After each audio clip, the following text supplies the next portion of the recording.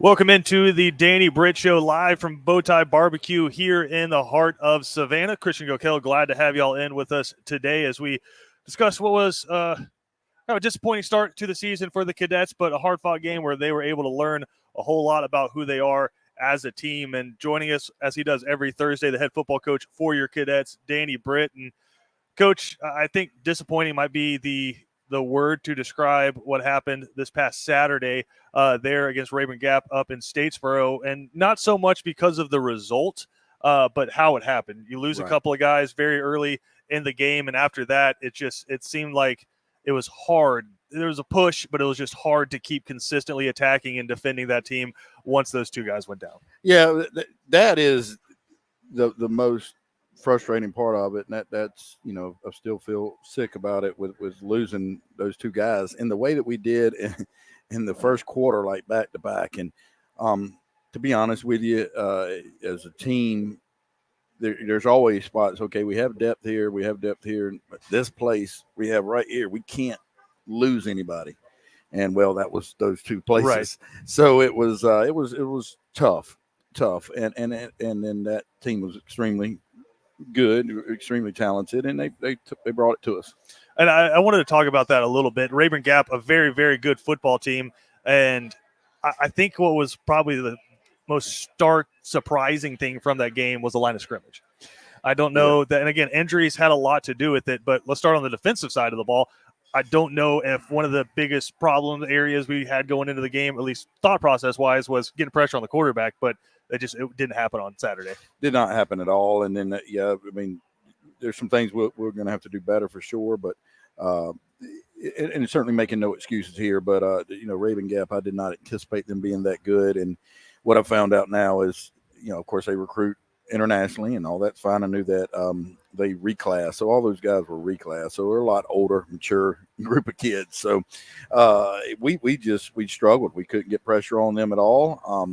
We couldn't run the ball much with success. We did a few times we hit, but so just things you've got to be able to do to win football games. Let's start on the offensive side of the ball with the breakdown here a little bit. Again, for those following along, 41-17, the final score there, but a beginning of the game, we had it 2017 and what was just a crazy first quarter, but it felt like the game plan for them when they were attacking your offense was everything was downhill, keep everything in front, and, hey, if they can beat us deep, that's how they're going to have to beat us. And it felt like the offense struggled a little bit consistently do that. They did. They put a lot of pressure on us across the board. They shut down the run. They did. They said, hey, if you – not that we couldn't beat them deep. We didn't have the time to release it, to get them deep and release it. So, that was definitely, what they did. They did it very well and whipped our butt in that area and made it very difficult. And the one offensive touchdown drive that you did have was something where you kind of countered that, where it was a play action. He faked a screen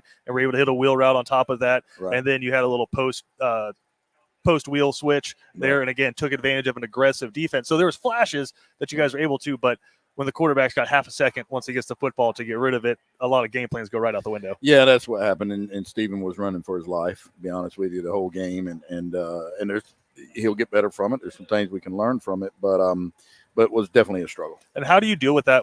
It's his first start. I mean, it's going into the meat grinder there. And I know for a lot of quarterbacks, it can affect the confidence, but he's an upperclassman and he's played a lot of football for you guys, at least on the practice field. And then some not with the varsity, but has played some live action football snaps and then got some snaps last year in a reserve role. But the first start, he's coming in and he wants to perform well. What conversations did you have with him this week about that performance? Just because you need him for 9 more games plus into the playoffs. Right, and he's going to get there, and there's no doubt about that. He's a very grounded young man, very confident in what he's doing. And Coach Phillips and I were talking to him 2 days ago. I think it was Tuesday. And, just saying, hey, man, don't let all that affect you. Yeah. You're feeling on top of the world after the Camden scrimmage. And now, so there's I think that goes for the whole team. The whole team. Yeah. Coach Britt included. I'm sitting there going, wow, man, how good are we? And then you get hit in the mouth. And we all know any competitor, it's going to take more than one shot to knock us down. We're going to keep coming back. Steven is that type of dude. I'm not worried about that. I just want to keep him gradually coming along, and like it's said the whole time, by the end of this season, be the absolute best we can be. Yeah, and again, just looking at Stevens play in that game, I know, again, under pressure a lot, so it's hard to take a whole lot away from that when you're trying to grade him as quarterback play. But I thought there's a few times where he could have just tucked the ball, run, picked up 5-6 yards, and you saw it about 12 times in the game where he was pointing at his running back, or wide receiver saying, "Go upfield, go upfield. I'm trying to throw it to you."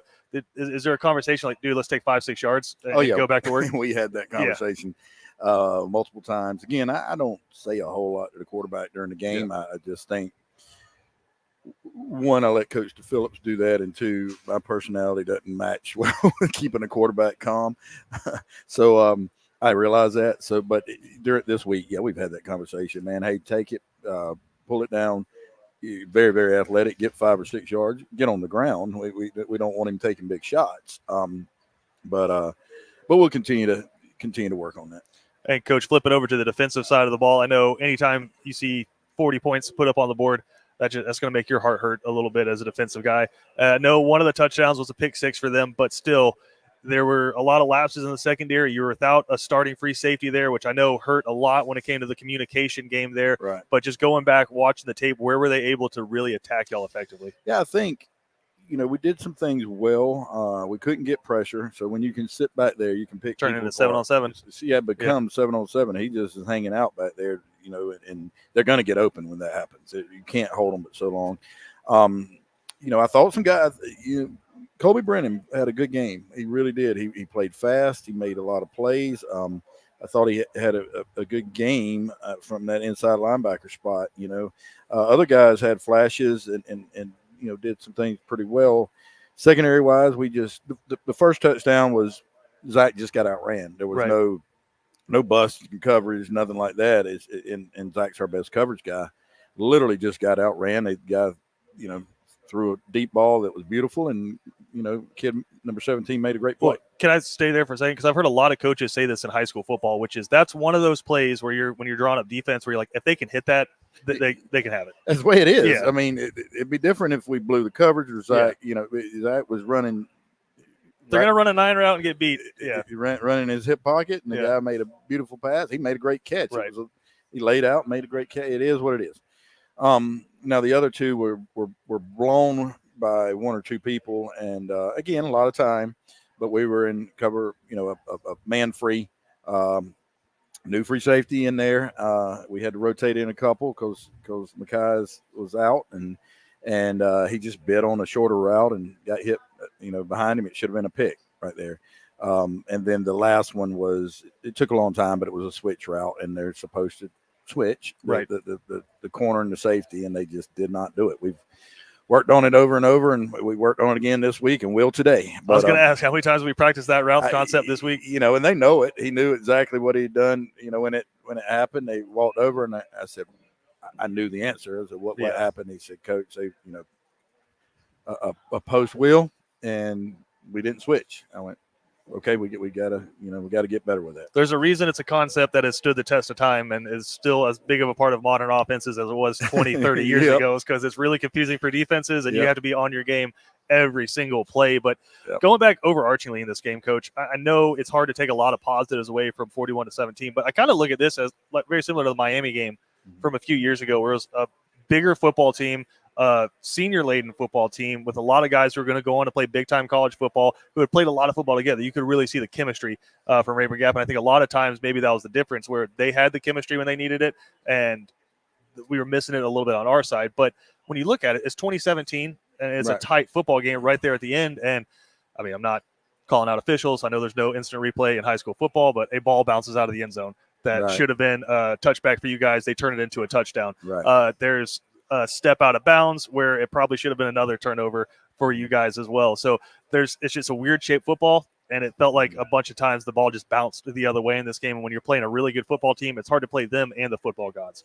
Yeah, it is, and those things happen. Now, here's again, I want to say, and I hope I'm always this person, they kicked our butt. Yeah. We walked out there, and they physically whipped us, punched us in the mouth. Yeah. And, so we can learn from that. Now, what I did learn from that, you asked, the first question you asked is, our kids are okay. They handled it. they said it. They're like, man, they were really good. Like, and nobody's made an excuse, and they came back ready to work Monday. I mean, that's a positive. Yeah, that's a positive. Because I don't think anybody expected that. But you're right.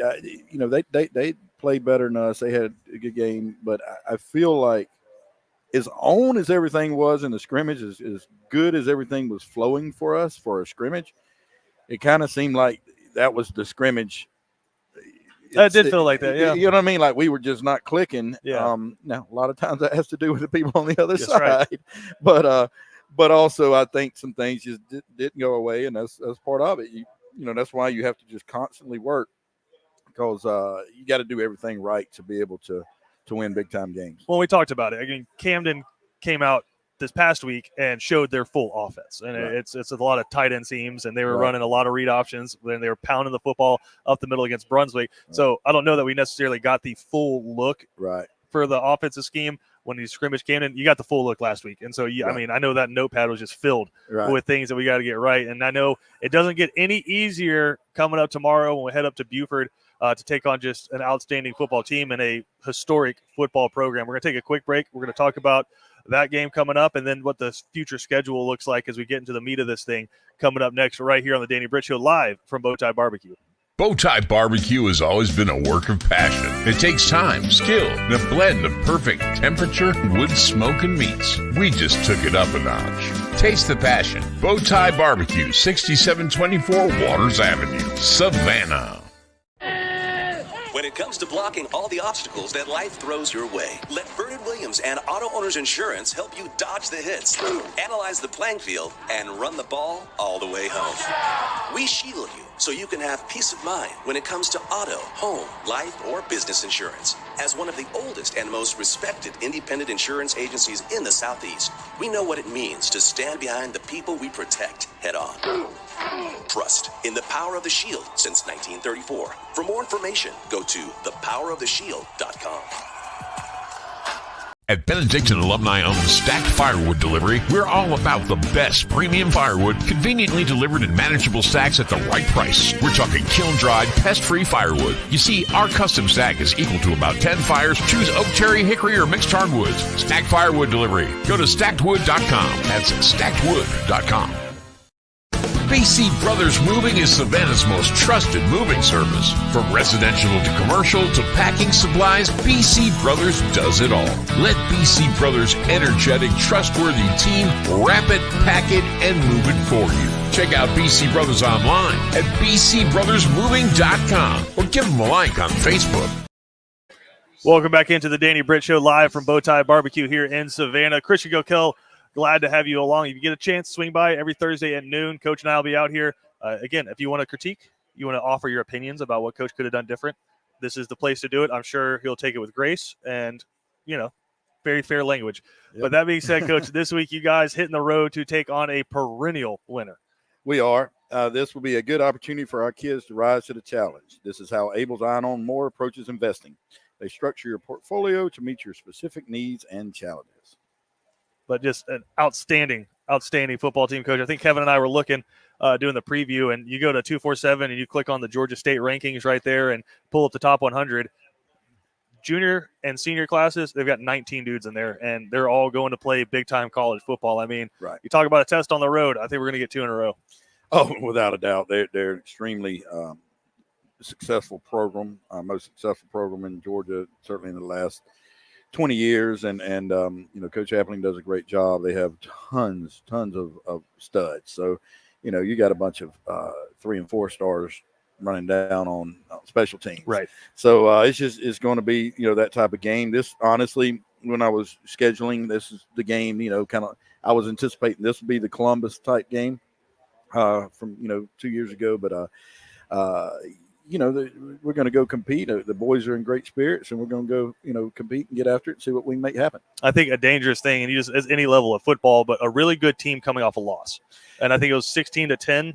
They fell to Milton, which Milton, if you're talking about Buford being one of the best teams, Milton's right there, top 5 teams in the state of Georgia, and another huge school, 3,000-4,000 kids at that school. Buford's very similar. But but a very good team at home coming off of a loss is a dangerous thing. Very much so. And actually, I was watching that game and hoping they would win. Just because they didn't. I don't think they played as good as.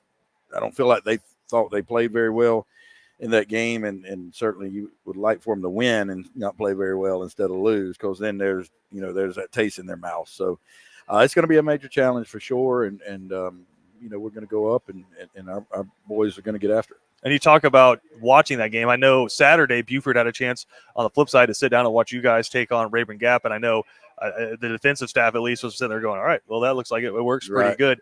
How do you guys counter if they come out and present that same kind of thing where it was just we're taking everything away short, we're going to stuff the box and slant against the run really hard? What are the steps you guys got to take to kind of counteract that? First of all, you got to be able to protect the quarterback and make sure, that give him time so you can throw the vertical stuff. But more about this right now is it's about doing what we do and doing what we do better than what we did last week. Right. And that's what you got to do. Really, I mean, yeah, there's some schematic things that you do, but for the most part, it's like we got to go out and do what we do better than what we did last week. And I know a lot of it, I felt like came down to timing. They felt like there was about to be a big blitz out on the offensive line, and the quarterback knew. And so it's just sometimes there's a little bit more time than they thought. Right. Do you think getting punched in the face the first time, as you put it in the last segment, kind of gives you that breath where you're like, okay, I'm used to it. I've played in this game now. It just gives you that split second, slows things down a little bit.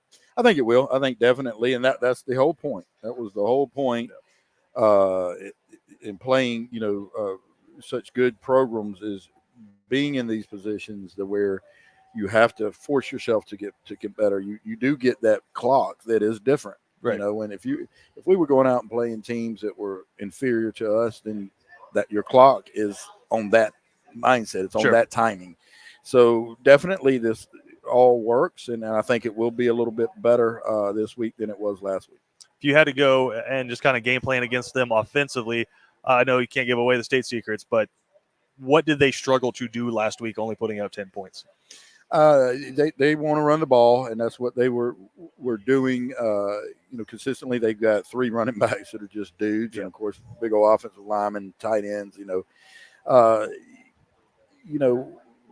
Rayola struggled a little bit in the passing game. I'm sure they're going to try to get that going too. So we again just got to be able to stand in there, big boy football, play toe to toe with them, because they're going to do that first. That's primarily what Buford wants to do and has always been that way. And then not let them hit us for any play action stuff. And obviously that starts up the middle at the tip of the spear with Cam Cody. I thought, Coach, watching the game, I thought he had a really solid game, and he was eating up a lot of guys who were just as big, if not bigger than him, and he was able to kind of stand them up and create some alleys for the linebackers, and a few times just some excellent effort plays. I know there's a lineman from the New York Jets this week kind of went viral because he made a tackle on a running back who was 10 yards downfield and was able to track him down. Cam Cody had one of those plays in that game against Rayburn Gap. So I know it's really hard watching live when it's a nose tackle who's just getting eaten alive by offensive guards and centers. But going back and I think watching that game again, I thought he had a really excellent game. Cam had a great game. I think I mentioned him earlier. I hope I did. And, like I said, I thought Colby Brennan played well. Yeah. There's a correlation there, right? Because if Cam's eating up all of that, then Colby can go run and make plays. So I thought Cam played really well, and I thought Colby played well. Third was third. Did good. We got to get him putting a little more pressure on the quarterback than we were able to do there. But yeah, Cameron did he played very, very hard and played almost every snap. And really the defense is going to start with him coming up on Friday, but sometimes the best way to play defense is just keep the ball on offense. And I thought one of the things that worked pretty well in the game against Rayburn Gap was getting under center and just handing the football off on that buck sweep. I know there's a couple times where they stopped it, and all of a sudden you're in 2nd and 12, and you kind of got to go back to the spread. But, man, if you can get that working, it's the way you guys won a bunch of football games with small offensive linemen. Mm-hmm. And if we're going to be out a couple of guys, can we see a little bit more of that? Yeah, I mean, that's definitely a part of it is getting getting the angles. That's the whole idea behind the wing tee, and that is getting the angles with the smaller guys and then being able to block with your backs. And we got smaller backs, but if they have the angle, you can just kind of pin them. Yeah. So we were, and we had that work a few times successfully, and so that's always going to be a part of what we do. And needs to continue to. We got to continue to develop that. And I know everybody loves the offenses they watched when they were growing up and like first fall in love with football. So me, I'm a big I formation guy. Right. All I'm saying is every time y'all get in the I, something good happens. Yeah, I mean, I like it. It's some things we can do, and that'll be part of what we do too. Is Coach DePhillips is really good about creating and smoke and mirrors, and then creating some angles. And we have to. We're not going to be, bigger than the people we play, but certainly, well, here's where we look at it. If we can do that with some success against a Raven Gap and a Buford, we should be able to do it with considerable success against people that are our size. Right. And once we get to region play, something that's definitely going to be right. a part of the arsenal. I thought maybe the best part of the arsenal this past Saturday, was special teams. A couple of blocked PATs, excellent in the kicking game, both punting and kicking. And I think there's the one big return, but again, no replay in high school football. I thought there was a foot in the end zone on that one. I think we might have gotten away with one of those too. But still, I don't know if it was a different rules because they weren't a GHSA team or whatever. But a couple of times feet in the end zone there in Paulson, and they didn't call anything and stop the play. So outside of that kick return, I thought special teams played excellent. I thought we did. And on that play, and we gave up too much there. But on that play, Jack Gannum made an incredible play to stop the guy from the complete opposite side. But no, the special teams was a bright spot for us, and we worked really hard on that. Of course, that. Everybody was a part of that, but Connor Ferguson just had an incredible job, and before the game we had left I shouldn't say this, we left the kicking balls and all the stuff at home. Oh no! So that is not good for a kicker, right? So he had a 48-yard field goal. Well, I think he can. So we had to call Gavin Stewart, who's now at Georgia Southern. And he brought his kicking tee, and we had other balls to kick with, like he picked out. It's the same football. So he's a Benedictine plant at Paulson. That's right. Just to make sure just we had for that. And then Connor goes out and I think he averaged it's 47 yards a punt, and then of course hit the 48-yard field goal to start the game, and 2 massive touchbacks. So, but Connor's a weapon, and he's been doing really good. Want to keep him rolling. Obviously, anytime you get over the 50 and you feel like you are pretty much in field goal range, that's huge in high school football. But I think the biggest part of his game is able to hit touchbacks. So are we gonna have conversations with the refs on Friday? Like, hey, brother, if there's a foot in the end zone, that's a touchback. Yeah, and that's their call. I mean, they're going to make it how they want to make it, I guess. But I thought that was just I could be completely wrong. I thought that was just the high school rule. The foot touched in the end zone. I still think the ball has to be across. Okay. So now here's the thing. But they say your body's an extension of the ball, so then you're in the end zone if the foot's in the end zone. So I guess they were going off of where the ball was, but really, if you're right, if your foot's in the end zone, then it should be a dead ball touchback. Should be a dead ball touchback. So anyway, but we'll talk about that. But I'll go down there if you need to. I'll be there. No I'll have worries. a conversation, no problem. No worries. But yeah, and Connor, of course, my response to Connor is, hey, why not keep putting it 10 yards deep in the end zone? We don't have a question, which he does quite often, honestly. So you guys go on the road, taking on an excellent football team in Buford, a team that I know it's not just y'all. Every program in the state of Georgia is trying to build and have the success they did. I think, 10 consecutive state championship appearances in the mid-2000s is just unbelievable consistency. How do you guys come out with a win?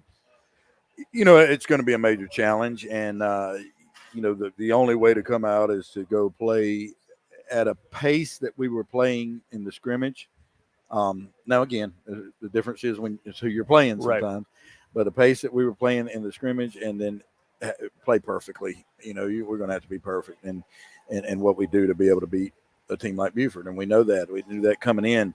I relate it to my Georgia Southern days when we would go play Georgia. We'd go play Auburn. We'd go play Miami. Run the flex bone. Yeah, now that helped. Those guys didn't like getting cut. For sure, you're going to the NFL, but go and enjoy the environment, go compete, go dream, and let's see what happened. And every time we did, it was a great experience. Well, let me back up. Except for one time when I was at Georgia Southern, we went to Miami back to back, and second time they whipped us really bad. But the other times where we'd come in, we'd surprise them a little bit with our our quickness or our, and our tenacity, and then and end up playing a really good game that, you can take things from and move forward. And again, it's going to be a big challenge, but a lot of talent on that side of the field, a lot of talent going to be wearing BC on their chest coming up on Friday night. So it should be an excellent football game. Hope everyone can get up there. If you can't get up there, you can watch it right here on the YouTube channel. Kevin Thomas and myself will be on the call. And, Coach, before I let you get out of here, I know it's going to be a long trip back for everybody from Buford, but noon on Saturday, we officially have college football back, and I know that's just a blessing for everybody. I wanted to ask you about this because I know we talk a lot about college football here, but it's a program where we've sent some cadets very recently. I know Gavin Stewart was up there until this year. Georgia Tech, a football program in the state that I feel like is quietly picking back up pace, building things the correct way. I think obviously that has a lot to do with head coach Britt Key. Just in your interactions with him, I know he was down a few months ago just recruiting. Your interactions with him, he just seems like a football guy. But two, I think he's the right guy at the right time at Georgia Tech. 100%. I love Coach Key. He's a football guy. He's a ball coach. Yeah. And that's what they need at Tech. I felt like, and he just is a really down-to-earth guy, is a Georgia Tech guy. He played there, was an offensive lineman there, and just he loves it. Everything. I love the way he talks. He's like, we're not backing down from anybody. He'll tell you real quick, why are we assuming we're just going to lose to Georgia? We're competing against Georgia. We're going to beat Georgia, which I think is a great mindset to take. And why wouldn't he take that mindset? And he's doing a great job. And again, big game coming up this Friday night, and then we get a little bit of college football, and then we have football every Friday and Saturday through the end of the year. So it's the best time of the year, and we're excited all of y'all are hanging out with us here and are going to be a part of it. Coach, we appreciate the time, man, and we'll see you up there tomorrow. Thank you, Chris.